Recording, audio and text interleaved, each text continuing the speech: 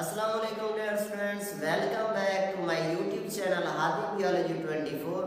Dear students, आज chapter number first class 9 biology से दूसरा लेक्चर है। तो आज इस लेक्चर के अंदर हम ब्रांचेस ऑफ बियोलॉजी या फिर सब फील्ड्स ऑफ बियोलॉजी के बारे में डिस्कस करते हैं।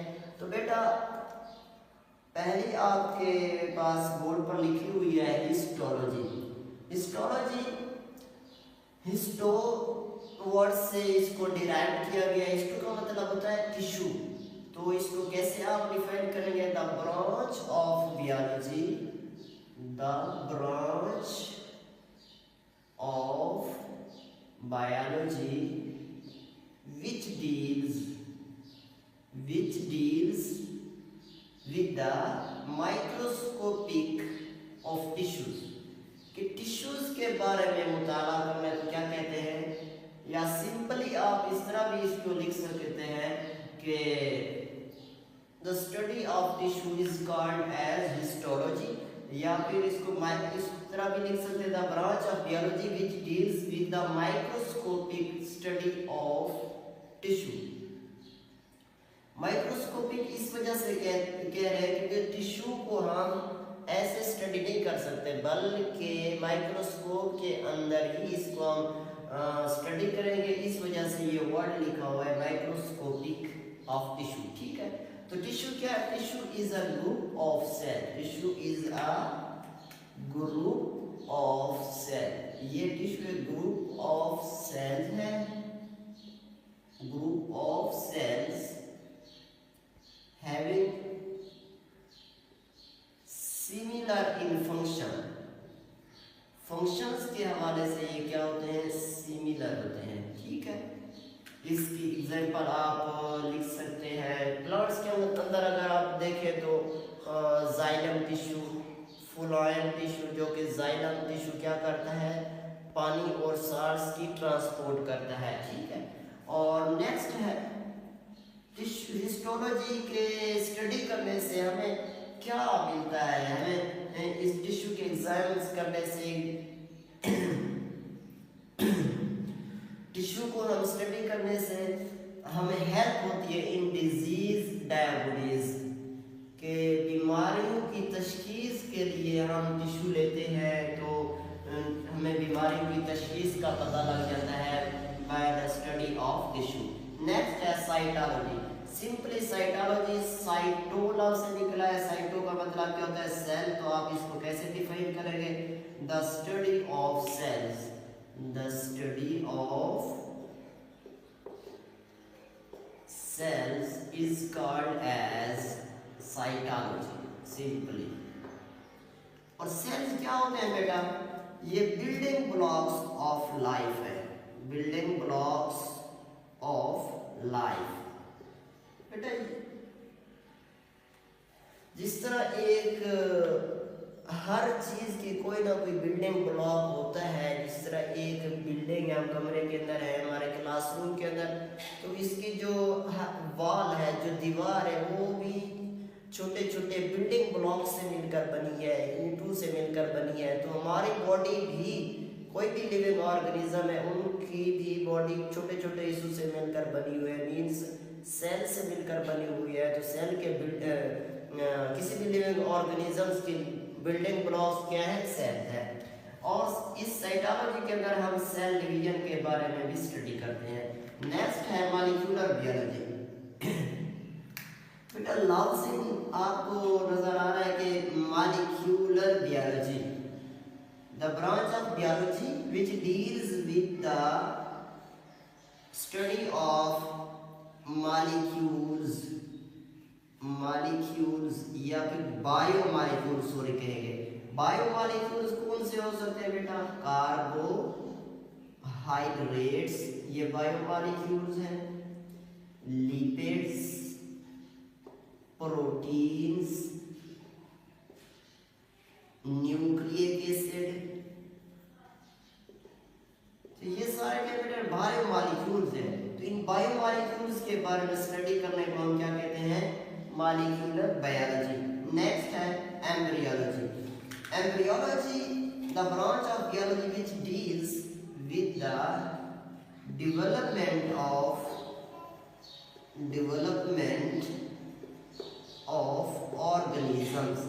ऑर्गेनिजम्स की बेटा डेवलपमेंट होनी है from a fertilised egg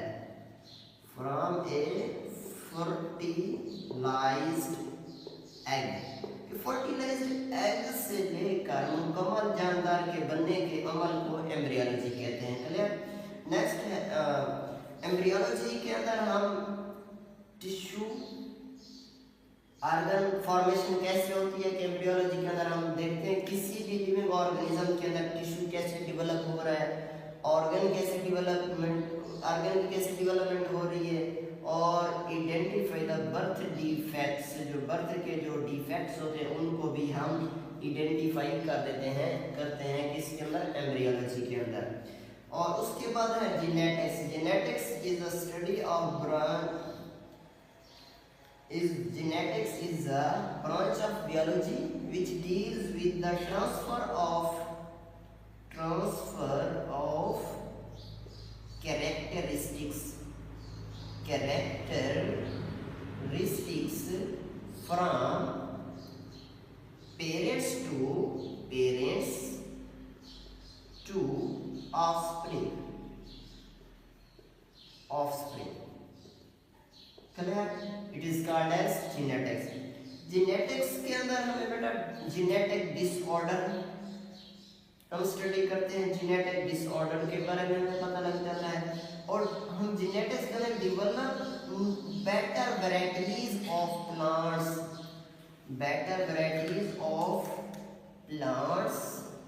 as well as animals.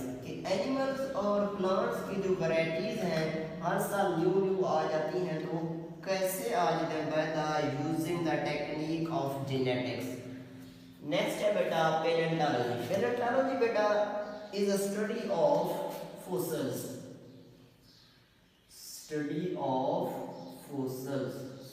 यहाँ पर इसको लिखते हैं स्टडी ऑफ फॉसिल्स की जो स्टडी होगी बेटा वो क्या कहलाती है, पैलेंटोलॉजी कहते हैं। अब क्वेश्चन ये है कि व्हाट इज फॉसिल्स क्या चीजें होती हैं बेटा, तो fossils are the dead remains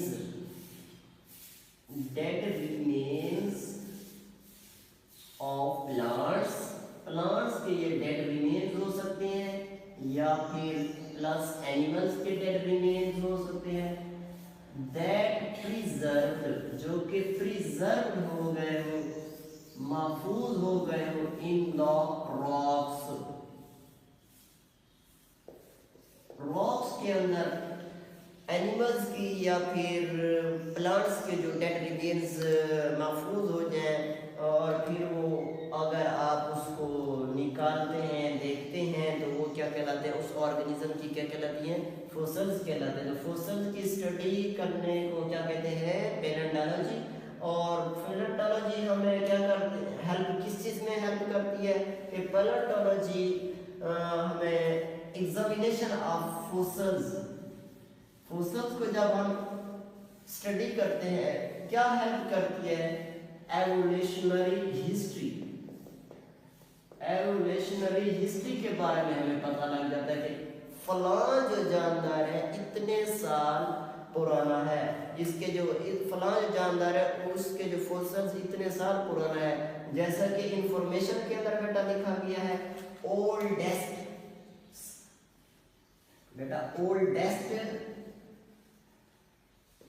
fossils जो है ओल्डेस्ट फॉसिल्स वो साइनोबैक्टीरियम है।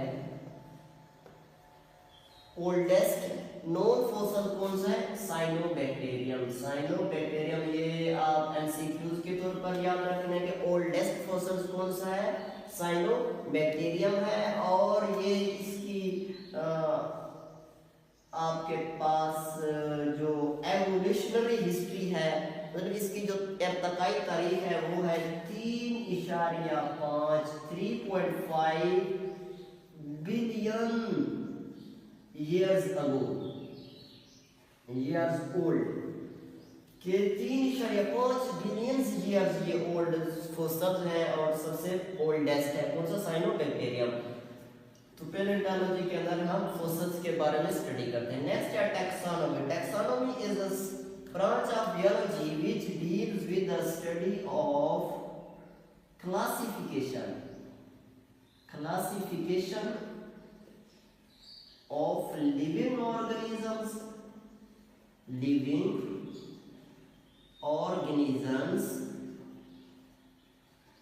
on the basis of similarities and differences कि मुख्तलिफ जानदारों के अंदर हम सिमिलरिटीज और डिफरेंसेस की बुनियाद पर जानदारों को, लिविंग ऑर्गेनिजम्स को ग्रुप्स और सब ग्रुप्स में तकसीम करते हैं, क्लासिफिकेशन करते हैं, that is called as taxonomy. Taxonomy को स्टडी करने से हमें क्या हेल्प मिलती है बेटा? Help under the diversity of life, कि लाइफ के अंदर हमें पता लग जाता है कि डाइवर्सिटी का मतलब होता है मुख्तलिफ अक़साम के, लाइफ के अंदर कितनी अक़साम पाई जाती हैं, ठीक है, हमें इस चीज़ के बारे में पता लगता है। और दूसरा आइडेंटिफाई न्यू वैरायटीज जो लिविंग ऑर्गेनिजम्स की हो सकती हैं, प्लांट्स की या एनिमल्स की या माइक्रो ऑर्गेनिजम्स की, जो न्यू वैरायटीज होती है उनके बारे में हमें भी पता लग जाता है by the study of taxonomy. Next बेटा ecology. Ecology is the branch of biology which deals with the study of living organisms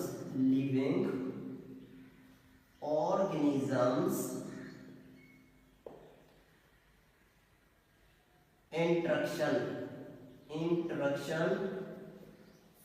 with their environment। तो ये देखिए इकोलॉजी लिखा है, तो इको का मतलब भी यही इन्वायरमेंट होता है, तो लॉजी का मतलब ऐसे स्टडी ऑफ हो गया। तो लिविंग ऑर्गेनिजम्स का माहौल के साथ क्या लेन देन है, क्या रिश्ता है, क्या इंटरेक्शन है, that is called as ecology. Marine biology, marine का मतलब क्या होता है? सी या ओशन, जिसको आप समंदर कहते हैं। तो आप इसको कैसे डिफाइन करेंगे? The branch of biology which deals with the study of living organisms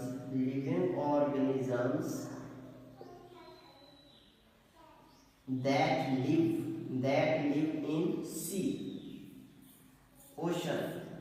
तो सी के अंदर जो समुद्र के अंदर जो ऑर्गेनिजम्स रहते हैं उनके बारे में स्टडी करने को क्या कहते हैं? Marine biology. नेक्स्ट है pathology. Pathology is a study of the branch of Pathology is a study of diseases, their causes and their effects on the body। Next है बेटा immunology। immunology immune system से derived है, किससे? immune system।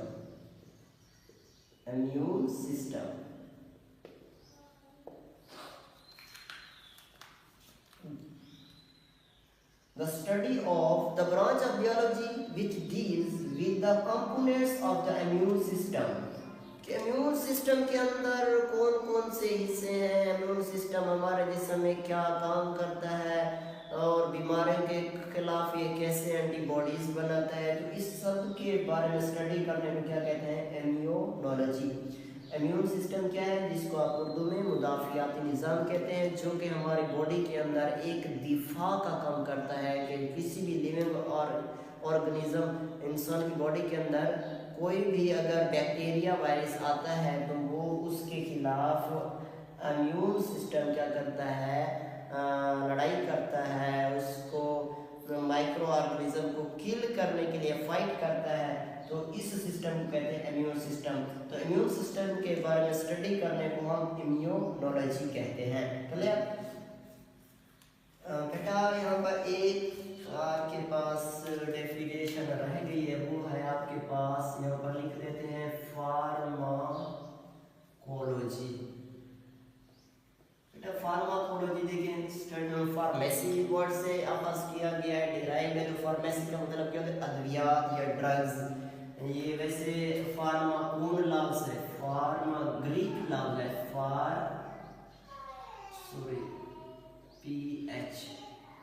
P H फार्माकून Greek word है। इसका मतलब होता है बेटा ड्रग या पॉइजन्स। तो खोली आगे जो ना study of drugs,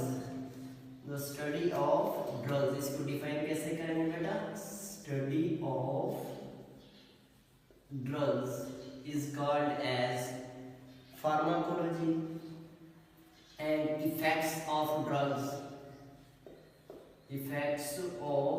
drugs on body, कि बॉडी के ऊपर इसके क्या इफेक्ट होंगे ड्रग्स के, तो इसको कहते हैं, इस फार्माकोलॉजी के अंदर इसका हम क्या करते हैं? स्टडी करते हैं, मुतायला करते हैं। और उसके बाद कि